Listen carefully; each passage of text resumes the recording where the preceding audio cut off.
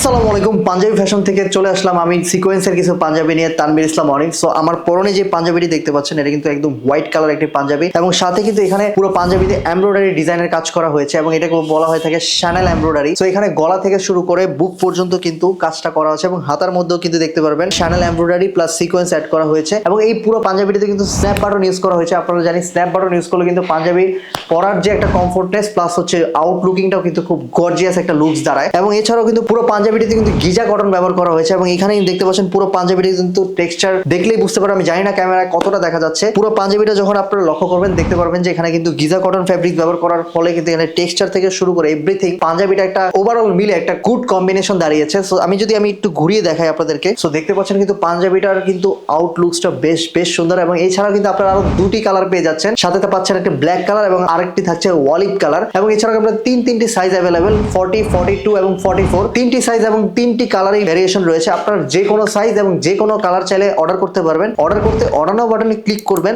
অথবা কল করবেন স্ক্রিনে দেওয়া নাম্বারে। সো সবাইকে ধন্যবাদ। আসসালামু আলাইকুম।